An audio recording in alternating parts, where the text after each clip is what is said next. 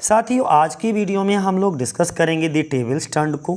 अगर हम दी table stand की बात करते हैं तो इसको विलियम वर्ड्सवर्थ ने लिखा है और विलियम वर्ड्सवर्थ जी ने इस पोइम को पब्लिश करवाया था 1798 में। और ये जो पोइम है ना, ये पब्लिश हुई थी भाई किसमें, लिरिकल बैलेड का जो 23 पोइम्स का कलेक्शन आया था उसमें दी टेबल स्टैंड को पब्लिश करवाया गया। इसमें टोटल 8 स्टेंजा हैं और प्रत्येक स्टेंजा में 4 लाइनें हैं। इस प्रकार से इसमें जो टोटल लाइन है वो कितनी हो गई, 32 लाइनें हैं। और इसकी अगर हम राइमिंग स्कीम की बात करें तो इसमें जो राइमिंग स्कीम है वो ए बी और ए बी है। अगर आपको एक चीज़ और ध्यान से सुन लीजिएगा, अगर आपको इसकी PDF चाहिए हो तो इसी वीडियो के डिस्क्रिप्शन में मैंने अपना टेलीग्राम का लिंक दे रखा है, तो वहाँ से टेलीग्राम चैनल को ज्वाइन कर लीजिएगा, जहाँ से फ्री वीडियो और फ्री PDF आपको मिल जाएंगी। और अगर आपको TGT इंग्लिश लिटरेचर का कोर्स ज्वाइन करना है तो सरस्वती कोचिंग सेंटर दुर्गानगर बरेली करके एक ऐप है, उस ऐप को डाउनलोड कर लीजिएगा और वहाँ से आप हमारे कोर्स को भी परचेज कर सकते हो। ठीक है, तो चलो शुरुआत करते हैं आज की वीडियो। हमने क्या बताया, सबसे पहले ध्यान रखना जो टेबल स्टैंड है वो वाज रिटन लिखी गई, किसके द्वारा लिखी गई, इंग्लिश रोमांटिक पोइट जिनका नाम क्या है, विलियम वर्ड्सवर्थ।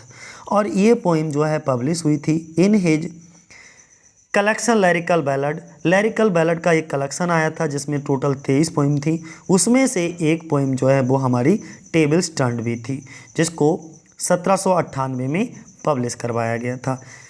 इस पोइम में टोटल कितनी 8 क्वार्टेन स्टेंजाज हैं और प्रत्येक स्टेंजा में कितनी लाइनें हो गई, 4 क्वार्टेन है तो 4 लाइनें अपने आप हो गई। टोटल लाइनें कितनी हो गई, 32। राइमिंग स्कीम हम बता ही चुके हैं, ए बी। ठीक है, ये जो पोइम है इस पोइम में जो मेन थीम है वो क्या है, the poet tells nature. The poet कवि टेल्स ये बताता है और क्या बताता है कि ये जो प्रकृति है ना वो बेटर टीचर है देन बुक्स, किताबों से। नेक्स्ट ये क्या है, इसका जॉनर क्या है, ये एक बैलेड फॉर्म में लिखी गई है।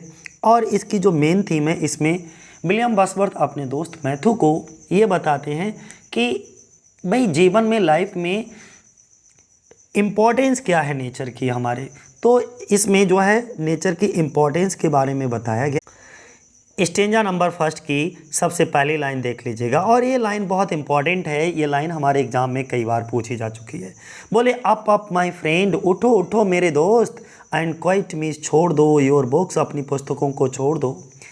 कविता की शुरुआती पंक्तियों में ही ये जो कवि है ना विलियम वर्ड्सवर्थ अपने एक मित्र से बात करते हुए कहते हैं, और इनका जो मित्र है ना वो एक किताबी कीड़ा है, वो हमेशा अपनी पुस्तकों में घुसा रहता है, पुस्तकें पढ़ता रहता है। तभी उसको समझाते हुए कहते हैं विलियम वर्ड्सवर्थ कि अप माय फ्रेंड, उठो उठो मेरे दोस्त, एंड क्वाइट योर बुक्स, अपनी पुस्तकों को छोड़ दो। अब आगे देखो क्यों ऐसा कहते हैं, ये आपको अगली लाइन में पता चलेगा कि और अथवा श्योरली, निश्चित ही, अगर तुमने ऐसा नहीं किया, आज तुमने अगर किताबों को नहीं छोड़ा और एक ही जगह पर बैठे बैठे पढ़ते रहे किताबों को, तो क्या होगा, अगली लाइन में देखिएगा। और अथवा श्योरली, निश्चित ही, you will grow your double, तुम अपना वजन है ना जो वो डबल कर लोगे। तो यहाँ पर समझिएगा कि कहते हैं खड़े हो जाओ मेरे मित्र, तुम कब तक यहाँ किताबें पढ़ते रहोगे। अगर इतनी लंबे समय तक एक जगह पर बैठकर रोज़ाना किताबें पढ़ते रहोगे तो तुम जल्दी ही अपना वजन क्या कर लोगे, डबल कर लोगे। फिर कहते हैं कि इन किताबों को छोड़ो, अप माय फ्रेंड, उठो उठो और इन किताबों को छोड़ दो, खड़े हो जाओ मेरे दोस्त, मेरे मित्र। और क्या कहते हैं, एंड क्लियर योर लुक्स, अपने चेहरे से गंभीरता हटाओ, ये सीरियसनेस हटाओ जो तुमने चिंता और ये गंभीरतानेस और सीरियसनेस अपने चेहरे पर ला रखी है ना, इसको हटाओ।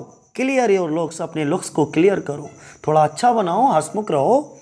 ठीक है, व्हाई ऑल दिस टॉयल, तुम इतनी मेहनत और ट्रबल, परेशानी, टॉयल मीन्स मेहनत, परिश्रम, और ट्रबल मीन्स परेशानी, तुम इतनी मेहनत और परेशानी का सामना क्यों कर रहे हो, किस लिए कर रहे हो भाई। तो पहले स्टेंजा में कवि क्या कह रहे हैं, उठो उठो और अपनी इन किताबों को छोड़ दो, नहीं तो बैठे बैठे तुम क्या हो जाओगे, डबल हो जाओगे। Up my friend clear your looks, उठो उठो मेरे दोस्त, और तुम्हारे चेहरे पर ये सीरियसनेस क्यों है? हैप्पी हो जाओ, थोड़ा सा मुस्कुरा लो। और why all this toil and trouble, और तुम इतना परेशान क्यों दिख रहे हो, इतना स्ट्रेस तुम्हारे चेहरे पर क्यों है, तुम इतना क्यों दुखी हो? ठीक है, इतना परिश्रम और ट्रबल है किस लिए? अब हम लोग स्टेंजा नंबर 2 को देखेंगे। स्टेंजा नंबर 2 क्या कहता है कि the sun above the mountains head, इसका मतलब क्या हुआ? द सन, सूर्य, अबव मीन्स ऊपर, द माउंटेन्स हेड, पहाड़ों के सर के ऊपर आ गया, इसका मतलब पहाड़ों के ऊपर आ गया है।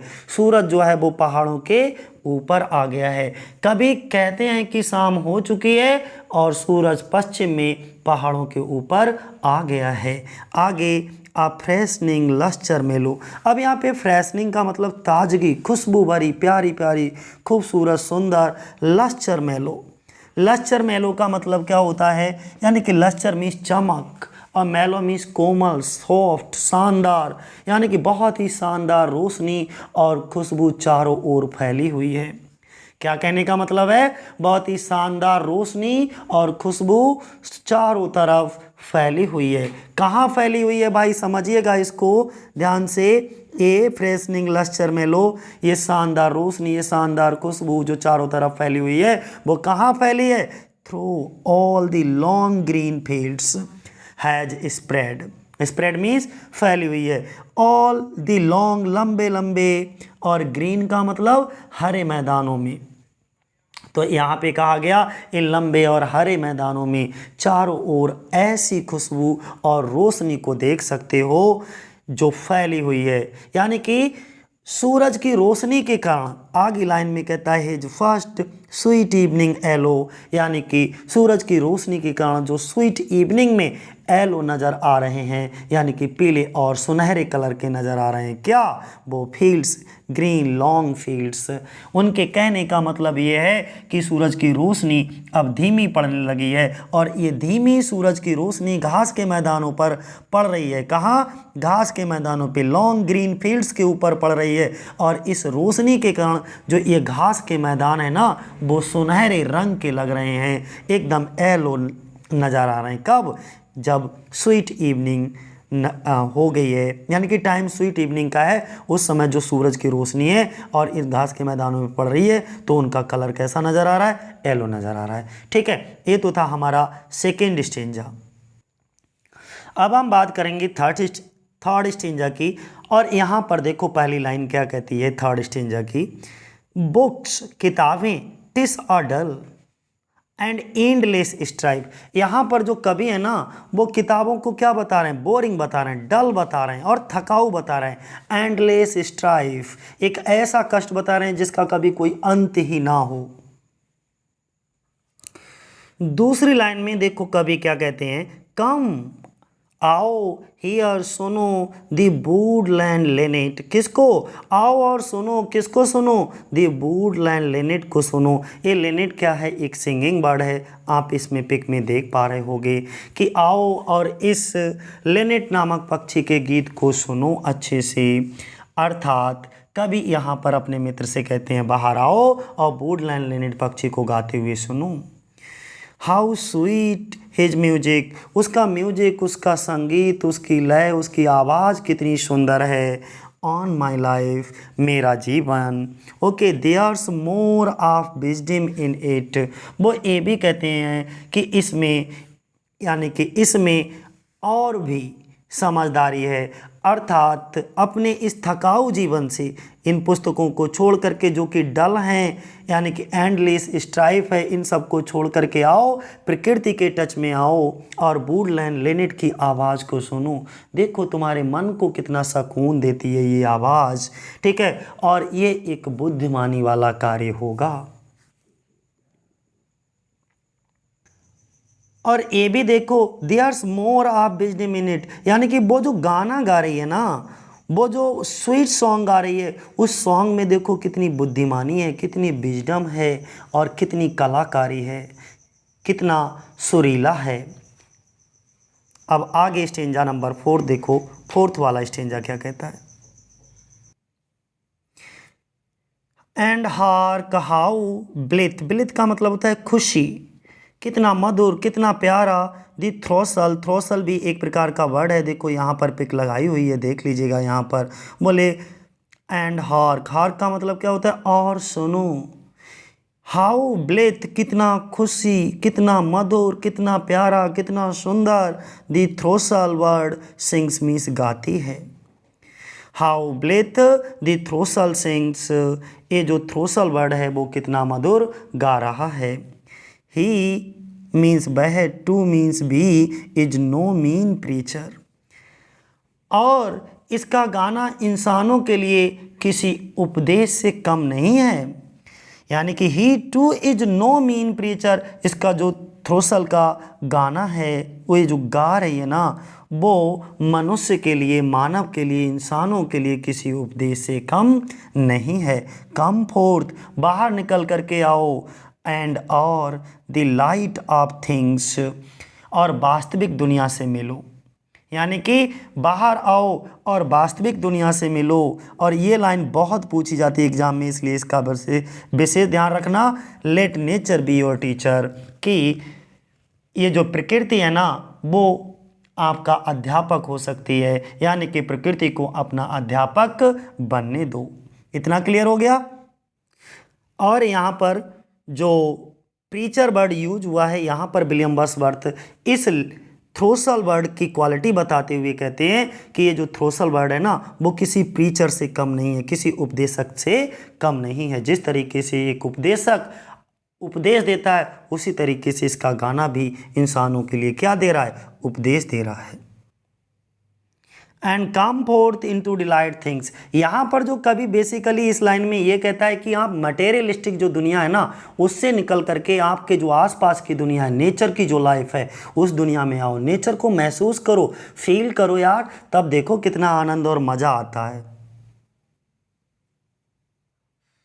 और इस लाइन के बारे में बताना बहुत ही इंपॉर्टेंट है, क्योंकि ये हर एग्जाम में, ज़्यादातर एग्जाम में ये पूछी जाती है, तो मोस्ट इंपॉर्टेंट है। Let nature be your teacher, यानी कि प्रकृति को अपना शिक्षक बनने दो, प्रकृति को कुछ सिखाने दो भाई, वो जो भी सिखाए बस सीखते चले जाओ। बस यही है ये स्टेंजा। चलो अगले स्टेंजा की ओर हम लोग मूव करते हैं। और एक चीज़ मैं बता दूं, एक एग्जाम में खूब पूछा जाता है कि ये जो आपका टेबल्स टर्न है, इसमें कौन सी दो चिड़ियाओं का जिक्र किया गया है। विलियम वर्ड्सवर्थ ने कौन सी दो चिड़ियों को मेंशन किया गया है, तो लिनेट बर्ड को मेंशन किया है और थ्रोसल बर्ड को मेंशन किया है, दोनों चिड़ियाओं को मेंशन किया है, दोनों को देख लीजिएगा ध्यान से। ठीक है, अगला पैराग्राफ कौन सा है भाई, 5वां पैराग्राफ देखो। He she has a world of ready wealth,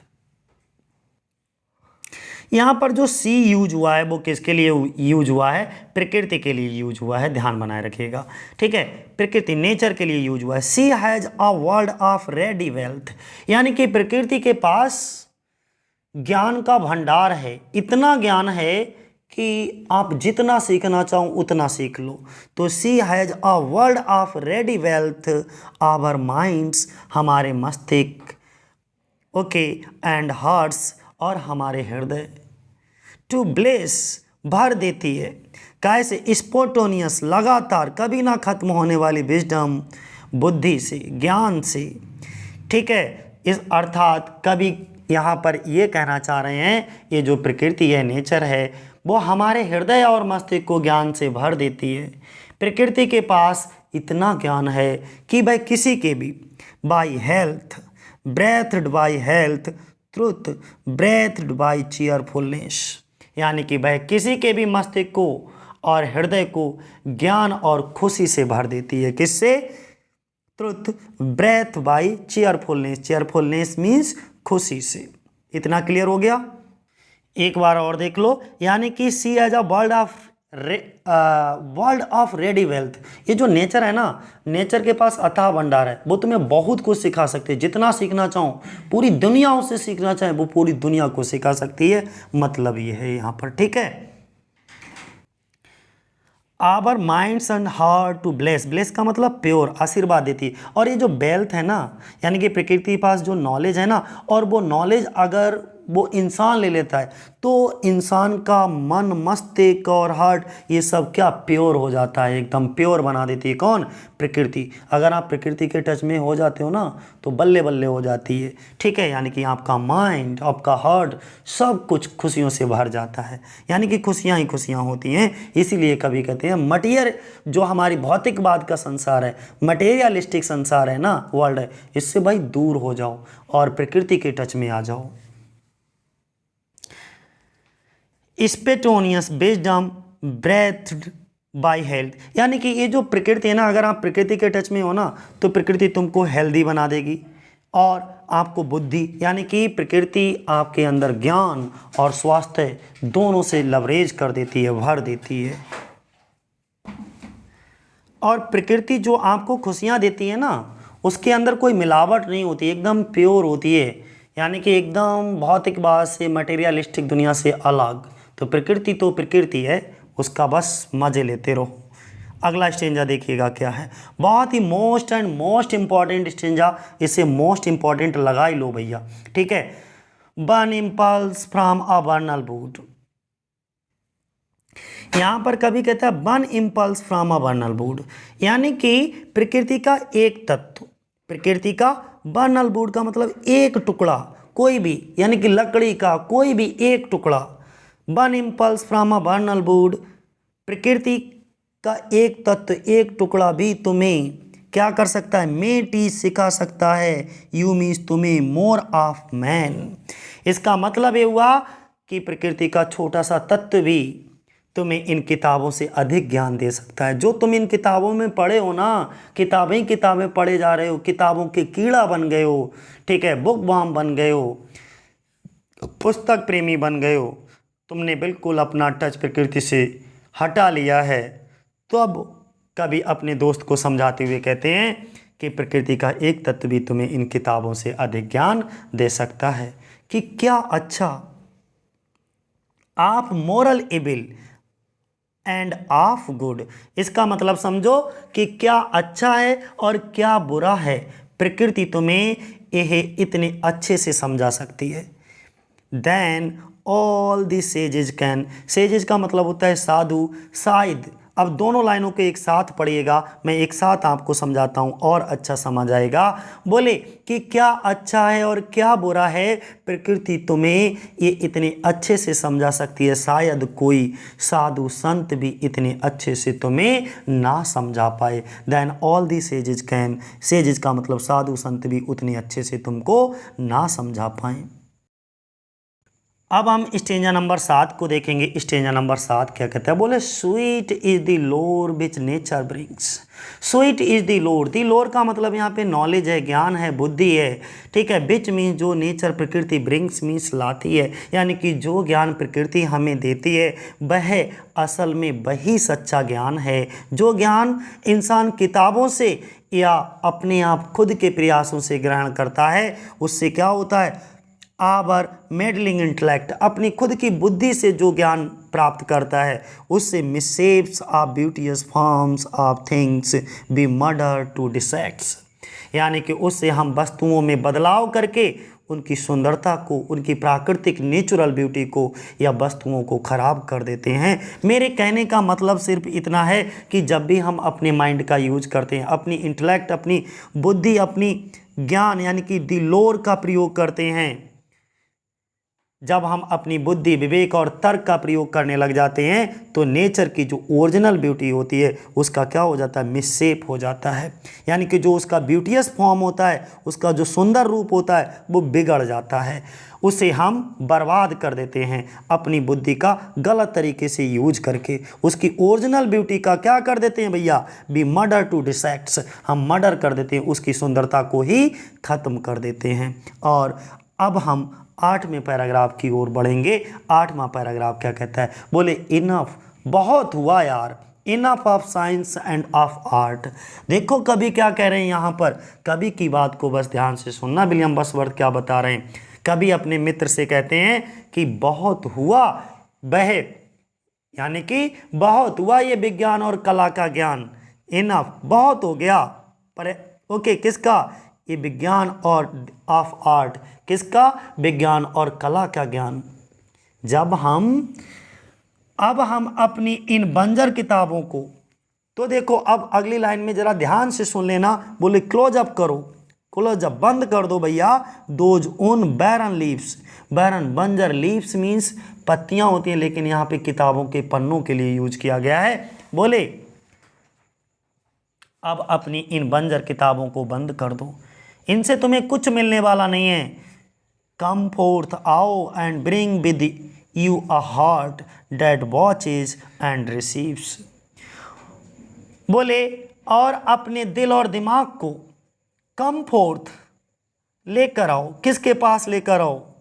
देखिएगा ध्यान से, प्रकृति के पास की बात कर रहा है। बोले प्रकृति के पास लेकर आओ, यानी कि अपने दिल और दिमाग को प्रकृति के पास लेकर आओ, ताकि वह प्रकृति के द्वारा दिया गया ज्ञान प्राप्त कर सके। कौन? आपका दिल और दिमाग, जो प्रकृति आपको सिखाएगी, यानी कि नेचर बी योर टीचर। जो प्रकृति आपका अध्यापक बनेगी, जो आपको सिखाएगी, आपका दिल और दिमाग उसको अच्छे तरीके से ग्रहण कर सके। वॉचेज, यानी कि पहले तो अपने दिल और दिमाग से प्रकृति को महसूस करो, इस प्रकृति को देखो, ठीक है, और इसके बाद ये जो तुम्हें सिखाए उसको रिसीव करो, प्राप्त कर लो।